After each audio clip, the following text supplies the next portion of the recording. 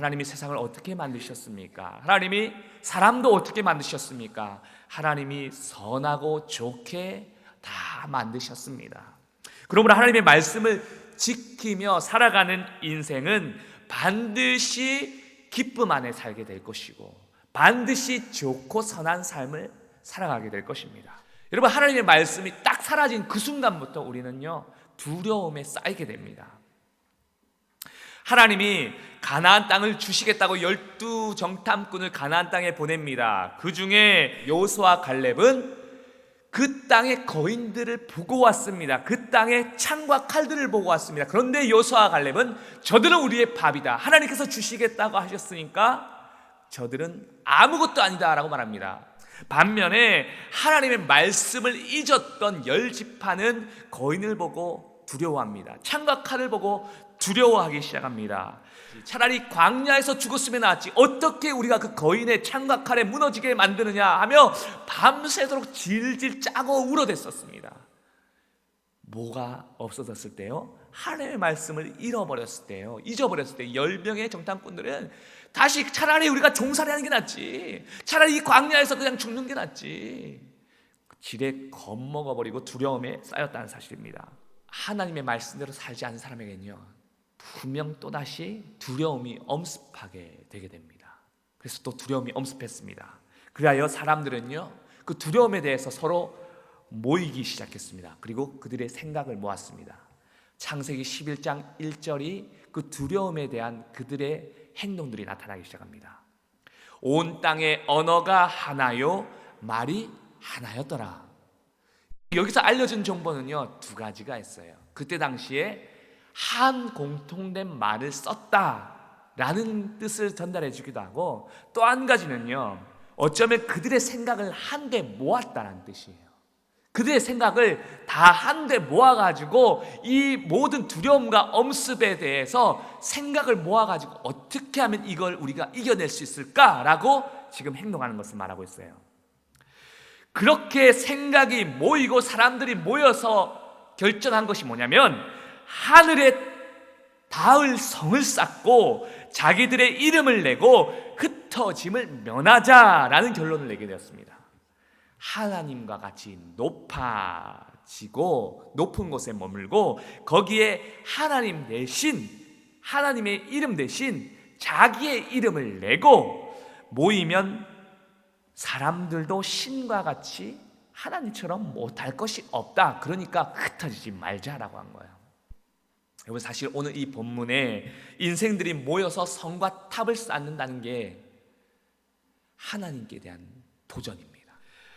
하나님 없이, 하나님의 이제 말씀 없이 우리의 생각과 지혜가 모여서 하나님을 대적하여, 아니 하나님처럼 살 수 있다라고 하는 이 대적의 모습이 이 성과 탑을 쌓는 거예요.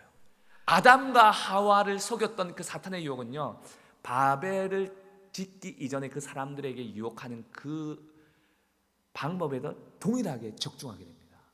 여러분, 오늘날에도 저와 여러분에게 동일하게 사탄의 방법들은 적중합니다. 야, 하나님의 말씀대로 다 지켜 사는 것이 산책이 아니에요. 유동성 있게, 유도리 있게 살아야 돼. 그러면 여러분, 왜 그들은 성과 탑을 쌓았을까요? 왜 사람들은 두려움을 이겨내려고, 왜 하나님과 대적하려고 왜 성과 탑을 쌓았을까요?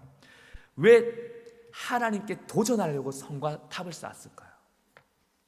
본문 창세기 11장 이전 사건을 한번 생각해 보셔야 됩니다. 그래서 창세기 6장 5절은 그들이 어떻게 살아왔는가를 분명히 말해줍니다.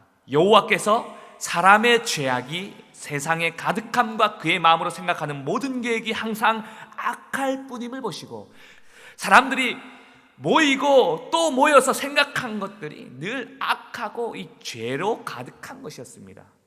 그래서 결국 인간은 어떻게 됐습니까? 사람들이 생각을 모으고 사람들이 모여가지고 악한 것을 꾀하고 악한 삶을 살다 보니까, 그래서 하나님이 어떻게 하셨어요? 홍수로 심판하셨습니다. 우리가 성과 탑을 하늘에까지 닿게 하여 홍수도 면할 수 있게 하고, 거기에 하나님의 이름, 하나님의 말씀이 아니라 우리의 이름을 내고 우리가 흩어짐만 면하면 우린 분명히 이 두려움과 하나님의 심판으로부터 살 수 있다. 그래서 인생의 성과 탑을 쌓기 시작합니다. 오늘날 우리는 동일하게 인생의 성을 쌓아갑니다. 탑을 쌓아갑니다. 내가 어떻게 이 세상에서 성공만 하면, 높아만 지면 하나님의 도움 없이 살 수 있어. 내가 어떻게만 유명해지면 별 문제 없는 거야. 그래서 많은 사람들은 하나님의 말씀에 귀담아 듣지 않습니다. 하나님의 뜻에 우리의 삶을 두지 않습니다. 오히려 지금 내게 주어진 성공의 탑을 쌓아가면서 오히려 하나님의 뜻보다 내 생각의 중심대로 교묘하게 사탄의 유혹 속에서 살아가게 됩니다. 잘 높이 쌓아갑니다. 잘 쌓아집니다. 벽돌 구우면 됩니다. 자기의 생각, 자기의 의지, 사람들이 모이니까 못할 게 없습니다. 여러분, 인생의 두려움 앞에서 인간이 취한 삶의 방식이 바로 이겁니다. 생각을 모으고 사람이 모이면 충분히 하나님 없이 살 수 있다는 겁니다. 하나님처럼 살 수 있다. 하나님처럼도 살 수 있다. 시간이 지나서 하나님 믿고 살아가는 것이 나중에는 어리석다라고 생각하게 만듭니다. 하나님과 하나님의 말씀 없는 성공과 명예를 위한 이름의 탑이 하나님은 다 헛되다고 말합니다. 하나님은 결국 그들이 이렇게 교만하게 된 이유를 이것으로 지적합니다. 여호와께서 이르시되 이 무리가 한 족속이요 언어도 하나이므로 이같이 시작하였으니 이후로는 그 하고자 하는 일을 막을 수 없으리로다. 이유가 뭐예요? 한 족속이요 언어가 하나이므로. 그들이 언어가 하나였다는 건 뭐예요?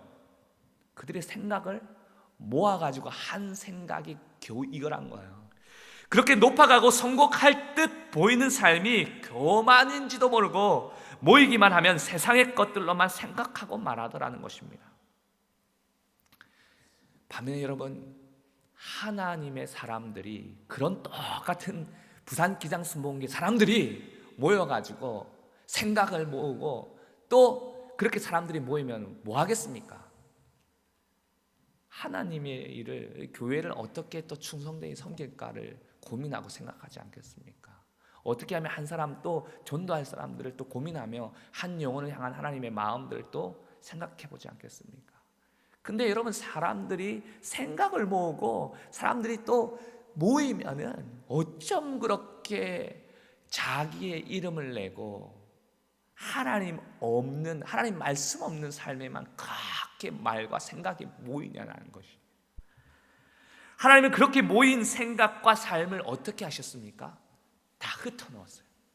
성공과 이름의 탑을 쌓지 말고 기도의 탑을 쌓으라고 주님 말씀하십니다. 세상의 생각과 말들과 사람들을 모으지 말고 하나님과 말씀을 중심으로 모이라고 말씀하십니다. 자기들만의 생각과 자기들만의 신앙으로 모이지 말고 흩어짐도 사명으로 사용하라고 말씀하십니다. 바로 이러한 일이 신약시대의 오순절 마가의 다락방에서 나타났습니다. 예수님이 죽으심으로 로마의 위협 속에 있었던 제자들은 두려움에 휩싸입니다. 하나님의 말씀을 잃어버렸던 거죠. 예수님의 말씀을 잃어버렸던 겁니다. 두려움이 찾아온 그때의 제자들은 부활하신 예수님을 다시 만나고 그분의 말씀을 듣기 시작합니다. 부활하신 예수님께서 그들에게 이렇게 말합니다. 약속한 때가 이르기까지 너희가 예루살렘을 떠나지 말고 기다리라. 부활하신 예수님의 말씀을 또 다시 그들의 마음과 생각에 담습니다. 떠나가지 않습니다. 예루살렘에 머뭅니다. 그리고 마가의 다락방에서 함께 모이고 생각하고 거기서 기도하기 시작합니다. 바벨탑을 쌓을 때 언어를 혼잡하게 흩으셨지만 이제는 기도의 탑을 쌓다 보니까 언어가 하나로 다 통일되게 됩니다. 내 삶의 성공의 탑이 아니라 기도의 탑을 쌓기 시작하니까 하나님께서 하나씩 오히려 회복해 하게 하더라는 겁니다. 흩어져 버리고 다 놓아져 버렸던 것을 오히려 하나님께서 하나 되게 하게 하시고 다시 이루고 성취하고 회복하게 하시더라는 사실입니다. 베드로는 그 즉시 두려움이 사라졌습니다. 예수님이 죽으심으로 인해 숨어서 도망했던 그 베드로는 그 즉시 두려움이 사라지게 되었습니다. 담대해졌습니다. 그래서 바로 길거리에 나가서 하나님의 말씀을, 예수님이 살아계심을 전파하기 시작합니다. 그 순간 3,000명의 사람들이 회개하고 돌아오게 되게 됩니다. 더 이상 두려움이 아니라 담대함이 생기게 되더라는 것입니다. 여러분, 그래서 오히려 흩어짐은 심판이 아니라 복음을 담대하게 전하는 귀한 사명의 기회가 되게 되더라는 겁니다. 베드로가 이제 다시 흩어지게 되는 것은 복음을 전하는 귀한 사명의 일로 쓰임받게 되더라는 것입니다. 더불어 이 이후로 교회가 세워지게 됩니다. 교회를 통해서 하나님의 말씀이 회복되고 기도가 회복되게 되자 놀라운 일들, 변화, 에덴의 일들, 천국의 일들이 나타나기 시작합니다. 사도행전 2장 44절, 47절에 그 모습이 나타나기 시작합니다. 믿는 사람들이 다 함께 있어 모든 물건을 서로 통용하고 또 재산과 소유를 팔아 각 사람의 필요를 따라 나눠주며 날마다 마음을 같이하여 성전에 모이기를 힘쓰고 집에서 떡을 떼며 기쁨과 순전한 마음으로 음식을 먹고 하나님을 찬미하며 또 온 백성에게 칭송을 받으니 주께서 구원받는 사람을 날마다 더하게 하시니라. 여러분, 이제까지는 자기를 위해서 그렇게 열심히 쌓고 자기를 위해서 열심히 일했어요. 근데 여러분, 이제 기도의 탑을 쌓고 이제 하나님의 말씀과 뜻을 위해 모인 이 생각과 사람들이 어떻게 하기 시작해요? 그렇게 쌓았던 것들을 이제 오히려 자기가 아닌 다른 사람들을 위해 내어놓습니다. 이제 하나님의 나라와 하나님의 뜻을 세워나가는데 이것이 오히려 사용되어지기를 바라고 구합니다. 세상에 귀 기울이면 분명히 세상에 관심 가져집니다. 여러분, 불과 TV에 조금만 더 관심 가지면요, 분명 그 세상에 좀 더 관심 가지게 됩니다. 여러분, 그래서 세상에 귀 기울이게 되면 결국 세상에 관심 가지게 되고 그 유혹에 넘어가게 됩니다. 하나님의 말씀에 관심 가지지 않게 됩니다. 아니, 하나님의 말씀이 들려지지 않습니다. 아니, 하나님의 말씀대로 사는 것이 귀찮고 오히려 불편함을 느끼게 되게 됩니다. 그렇게 들리는 세상의 소리는 항상 평안이 없고 분쟁과 불만, 불평이 또 가득한 것인지도 모르고 우리는 거기에 어쩜 그렇게 쾌락을 느낍니다. 여러분, 거기에 생각을 두지 말고 거기에 모이지 말고 하나님께로, 하나님의 말씀에 귀 기울이고 하나님께 관심을 가집시오. 하나님의 말씀을 더 들으려고 노력하십시오. 인생의 답, 모든 것의 기쁨과 평안, 하나님의 온전하신 뜻은 말씀 앞에서 우리에게 모든 것이 다 놓여져 있습니다. 기도하십시오. 세상의 탑 쌓지 말고 기도의 탑을 쌓아보십시오. 하나님의 말씀을 듣기를 기뻐하십시오. 모이면 말씀의 중심으로 살아가십시오. 그리고 흩어진 날들이 혹시 내게 흩어지고 넘어졌다 할지라도, 무너졌다 할지라도 여러분, 그것을 오히려 사명으로 귀히 쓰임받게 하십시오. 사명으로 사용하십시오.